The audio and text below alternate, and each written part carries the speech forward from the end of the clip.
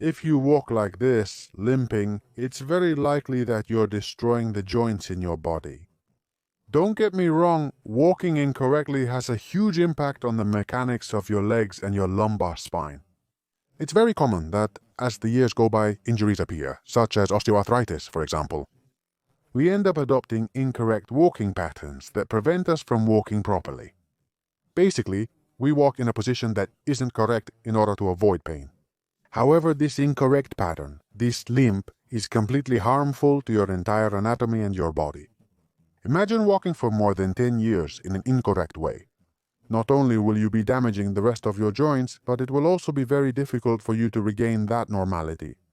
That's why I prepared this video for you today, which has 67 very specific, very concise exercises that will help you regain that normal gait, help you regain confidence, and build strength for your feet and legs. And these are the exercises I've used for years for rehabilitation, both for people who had problems with their legs, such as serious fractures, and who couldn't put weight on their legs properly. Let's get to it. To do this, you won't need anything, just have a wall nearby, a chair, something to support yourself with. The exercises go from easier to harder. The more difficult it is for you to do the exercise, the harder it will be. The only rule you need to follow is safety. Since these exercises challenge strength, coordination, and balance, the risk of falling is higher. So if you're not sure about doing the exercise, lean against the wall or ask someone else to be by your side and do them with you. The first exercise is very simple. We're just going to stay in place and shift our weight from the heel to the toe. We're going to lift the front of our feet and then we're going to stand on our toes, raising our heels. I lean back, shifting my body weight to the back of my heel and then to the front. This is usually one of the most common problems when it comes to limping, that we don't know how to transfer our body weight within the foot to the front or the back. For example, people with plantar fasciitis will avoid putting weight on the front of the foot and will always walk on the side. So this, even though it may seem like a very simple exercise, can be quite difficult for people with certain injuries, and it's extremely important that we work on it. You don't need to do a lot. You can do 10, 15, or 20 repetitions to start seeing results. It's also important that your feet are placed absolutely symmetrically and that you don't have one foot ahead of the other. Both your heels and toes should be side by side, with your toes pointing slightly outward. Toes, heels, very good, calmly, gaining confidence in our footing, working the muscles of the feet, and at the same time the balance on our ankles. Let's do 3 more. Toes up, heels up, toes up, heel up. And if you see that you're doing well, look, you can try removing the hand support carefully, or even, in extreme cases, we could place a small cushion under your feet. Look at that last one. I almost fell. Very good. A simple exercise to start with. The second step is to be aware of your walk. Most of the time, what happens is that we walk too fast. We let ourselves be carried away by inertia, and we're not able to control our own body weight when it shifts from one leg to the other. And this, again, is extremely important. You have to be able to walk, to stand here, to support yourself here, to stand and control at all times that gait. If you walk and you're not able to suddenly stop in a position, it's because you don't have good gait quality, and because your legs don't have the necessary abilities to control it. In this exercise, what we're going to do is replicate the heel-to-toe movement that we've just seen, but we're going to do it while walking, and we're going to do it very slowly. The smaller the steps are between your legs, the easier the walk is. So you have to start by mastering small steps, so that later you can tackle bigger steps. A small step is easier to take than a very big step, the very big step. We have less support, we need more balance, we need more strength. That's why it's ideal to start from the bottom, and then be able to work with longer lengths. I stand up, and all I want you to do is lift one leg, place your heel in front, not too far. As you can see, here I'm placing it practically at the height of the big toe of the opposite foot. And I switch, I transition, I balance on one leg, place my heel down, and switch and transition. Can you lean against the wall?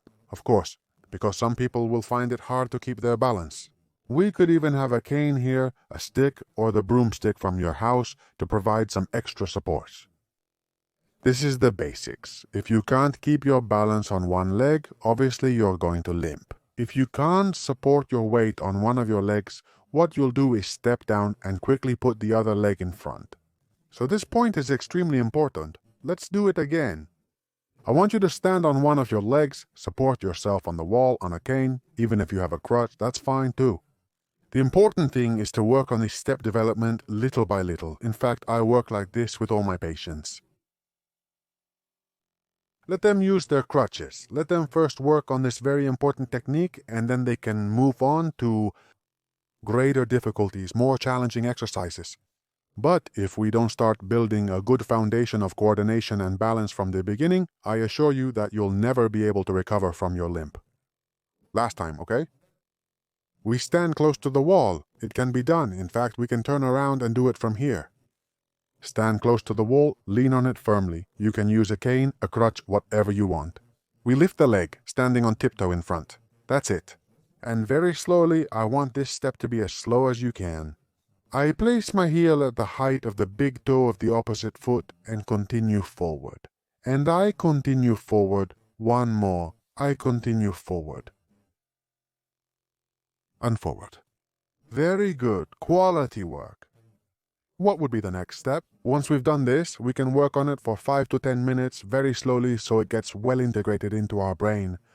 The next level is walking in a straight line, the tightrope walk. What do we say? We stand close to the wall again, we lean on it because this gets more complicated here. We're not just going to move the foot forward now, but I want you to place your heel directly in front of your big toe. I'm placing one foot in front of the other in a straight line. This difficulty is very hard for people because it forces us to keep our balance for a few seconds while standing on one supporting leg.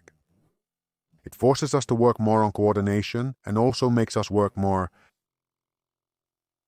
on the strength of the foot. And once you get to the end, we turn around and work again. How much can you do? Sets of 1 minute, 34, 6 of 1 minute, 10 sets of 1 minute. It's really going to depend on your abilities and how you feel. If this is too hard, you should spend more time at the lower level so you can achieve it. Let's do one more. One more. And one more. Again, I especially emphasize the slowness of the process. If I do it too quickly, I'm letting myself be carried away by inertia, and therefore, even if it seems like I'm doing it better. That's not the case, because I'm letting myself be carried away by that force. And I'm not controlling the movement. If I do it, however, very slowly, this will allow me to control the movement at every moment. And if I want to stop, I stop here. If I want to stop here, I stop. If I want to stop here, I stop. Now, if I do it very quickly, it will be harder for me to stop and I will lose my balance more easily. The rhythm of the exercises is extremely important.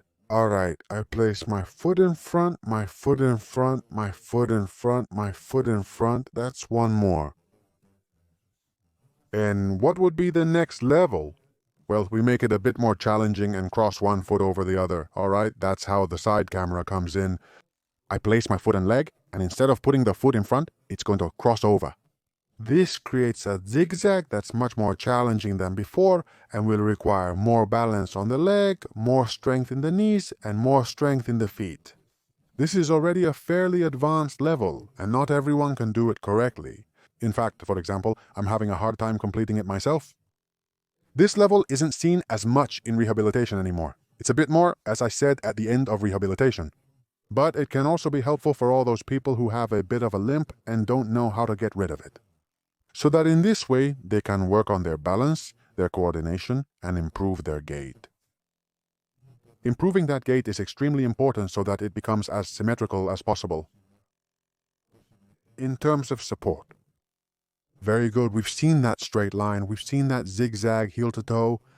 The next thing would be to work with sidestepping. Sidestepping is quite simple. We place our hands at waist level, look straight ahead, and start with small steps. Again, the distance between one leg and the other will determine the difficulty of the exercise. If it's too difficult, you can stand in front of the wall, touch it with your hands, and gradually move forward. We work with a short distance, and if we do well, we can work without support and with a much longer distance. Since the distance is longer, it's much more difficult to do the exercise. It's not suitable for everyone, but it's a good way to work all the muscles around the hip. There's an additional point we can use to make the lateral walk more challenging, and that's the use of weights. It can be a sack of flour, a sack of rice, something that weighs 1 or 2 kilos and is solid, that doesn't spin or roll on itself. A bottle, for example, wouldn't work. We place the weight on the floor and put the outside of our foot right up against the object. From here, we do a lateral walk. This offers some resistance to the movement and makes our gluteus medius, the muscle that's right here, work much harder to stabilize the pelvis. And it makes the exercise much more challenging. This exercise is also excellent. I have used it a lot for people with fractures or any kind of walking deficit. If you want to make it a little more challenging, you can do that with the exercise too. And basically, what we would do is bend the knees, bend the hips, and from this position, keep working. By being lower, it's harder for our muscles to maintain the stability of the legs, pelvis, and knees. Therefore, it becomes much more demanding. In fact, even for me, it's an exercise that's quite demanding, okay? In fact, this is used in the sports field to improve that gait pattern and enhance stability at the pelvic level. Alright, we have one last variation left. We've already seen 6 variations, and this one is the feint. The feint is one of the best exercises to finish working on support on one of your legs. The feint is basically a movement in which we shift our body weight onto one leg. Next, we move back. This allows us to work on support, balance, and strength in that main leg. It's already quite a complicated exercise, but you can try it at home. There are different levels of difficulty. The first one is simply by separating your feet a little bit. The more you separate them, the harder the exercise will be. Hands at waist level, and from here I move forward, making a transition. Here I have 50% of my weight on my feet, front and back. Here, little by little, I'm transitioning my body weight onto the knee, the front foot. And here I can have 80% on my front leg and 20% on my back leg. I hold it a little and then return to the starting position. The exercise can be made more challenging by leaning further forward, holding the position longer, or spreading your feet farther apart. The essential point here is that this heel doesn't lift off. You can also turn your foot slightly outward to give yourself more freedom. Because some people lack ankle mobility, and here they'll quickly lift off. Toe pointing outward. I lean forward, hold for a few seconds, and return. Where are we going to feel the effort? Here, in the quadriceps area and the left glute. Let's switch legs so you can see it from the other side. What we do from here is lean forward. I feel muscle strength in the quadriceps. I feel muscle contraction in the glute, and as you can see, my back follows the axis of the leg that's behind. I'm not straight, because if I stand like this, I can't transfer that weight. The same weight is loaded in the front and the back. If I lean my chest forward, you see how I gradually feel more weight on this right leg, which is what we want to achieve. Starting position, and again. And if it goes well, we spread our legs a little more and add more intensity.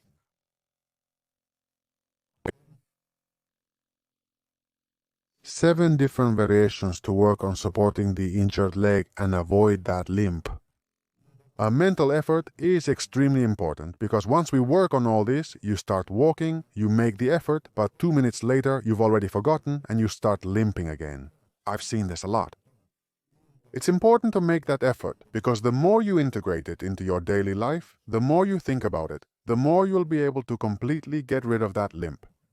With limps, the longer you've been limping, the harder it's going to be to get rid of it. You need to be sure of that. However, with good work like the one I just showed you and consistency, you can achieve it. It's also important when eliminating those incorrect gait patterns to work on the muscles around the knee, especially mobility and stability. And that's why I've prepared another video for you, a really good one, that teaches you what the real key is to improving the quality of your knee and eliminate the pain, if that's your case.